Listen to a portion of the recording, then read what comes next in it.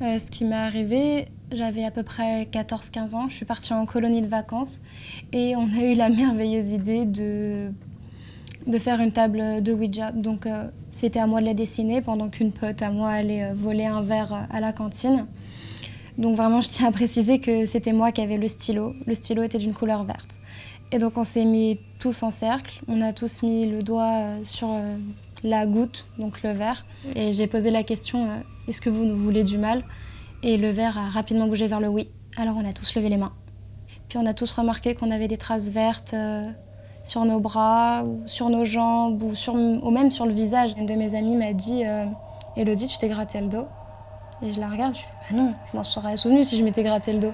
Donc elle sort son téléphone, elle prend une photo et dans mon dos, vraiment quelque chose de hyper net, comme une griffure qui barrait de part en part mon dos. Je m'appelle Oculia.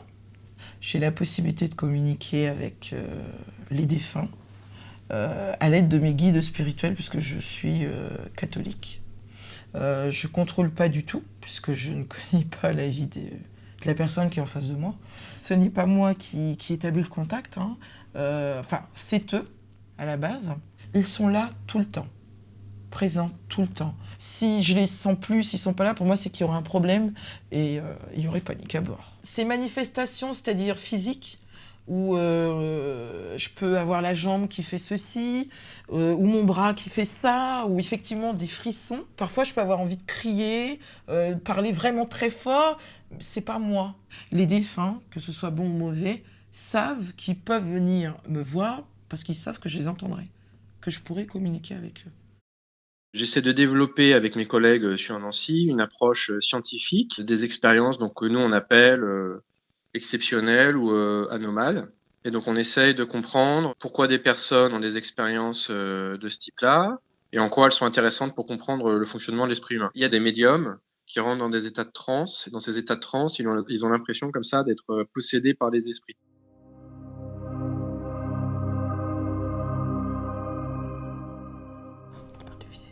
Eliane. Moi, Eliane, ici présente.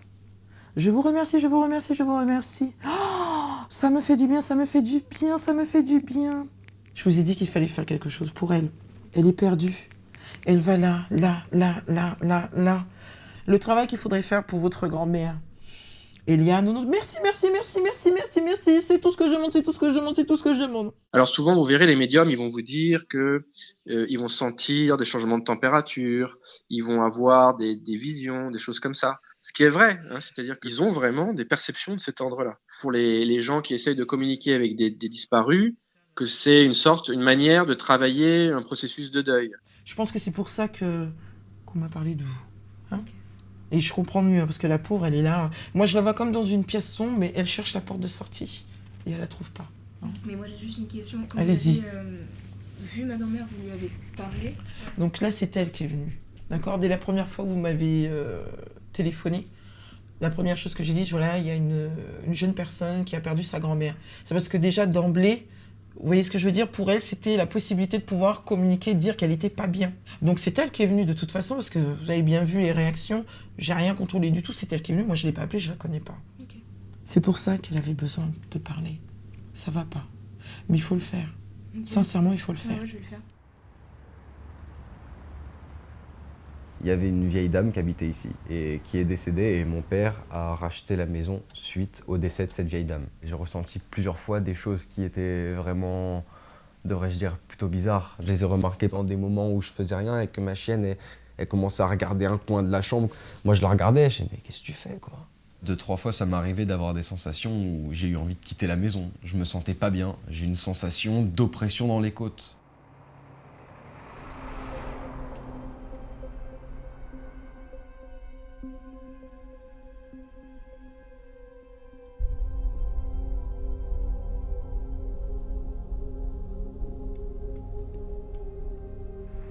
Du Père, du Fils et du Saint-Esprit.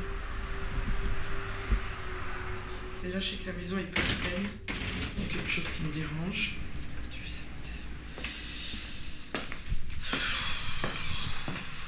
Ouais, non, ça va. Je suis. Vous me suivez? Oui. Alors, Dorian, on a eu des soucis ici dans cette maison? Il lui est arrivé plein de choses. Oui, des misères, parce que la maison est pas saine. Ah oui.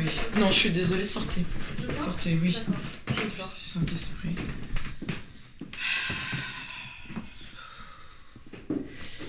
Elle était comme ça. C'est vraiment une vieille dame. Hein. C'était une vieille dame. Hein. Je suis obligée. Oh merde, il faut que j'aille chercher de l'eau bénite en bas. Peut-être qu'elle a des manifestations dans cette pièce, mais elle va en bas. Elle ne reste pas dans cette pièce. Elle y est en ce moment? Non. Je sais pas. Il y a un Du divan. Père, du Fils et du Saint-Esprit. Du Père, du Fils et du Saint-Esprit.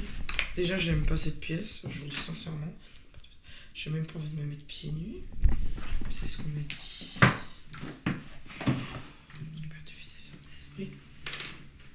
Notre Père qui est aux cieux, que ton nom soit sanctifié. C'est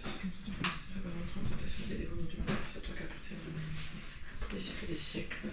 Notre Père qui est aux cieux, que ton nom soit sanctifié, que ton nom vienne, que ta volonté soit faite sur la terre comme sur la terre. Ce jour pardonne notre offense, comme nous pardonnons aussi à ceux qui nous offensent. Mais la pièce, je reste pas ici, moi. Dorian, s'il vous plaît. Je sais que cette dame-là ne doit pas rester ici. Parce que cette dame-là, je dis pas qu'elle lui fait du mal à Dorian, d'accord? Elle se permet d'aller le voir pendant qu'il rêve, la nuit quand il dort, soit elle passe à côté, elle regarde. C'est comme si, voilà, c'est mon Dorian, vous comprenez? C'est pour ça que j'ai dit tout à l'heure, je pense que c'est un transfert, il y a un truc comme ça. Parce que j'ai la période d'hiver où je la vois qui passe, il est enfant, je sais pas si le lit se trouvait bien de ce côté-là, avant, mais du coup, elle passait, quand il était enfant, elle regardait l'enfant dormir. Et ça a commencé comme ça. Alors, vous direz à Dorian qu'il est capable de faire partir la dame. Hein. Ah, pardon, excusez-moi. Mais qu'est-ce que tu fous chez moi? Qu'est-ce que tu fous chez moi? Qu'est-ce que tu fous chez moi? Mais je ne comprends pas, qu'est-ce que tu fais ici? Je vais te suivre jusqu'à chez toi. Tu ne reviendras plus ici. Dorian est à moi, Dorian est à moi, Dorian est à moi.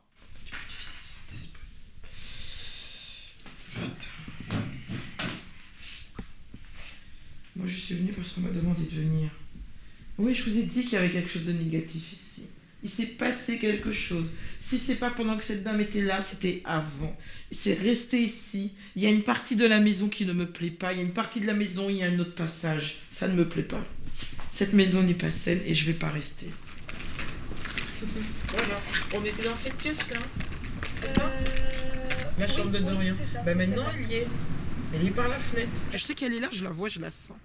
Il y a à peu près la moitié des personnes qui vivent ces expériences de manière très positive, et vous avez la moitié des gens qui sont en difficulté, qui ont l'impression de devenir fous. Ces expériences, elles peuvent être positives ou négatives selon la manière dont les personnes l'intègrent.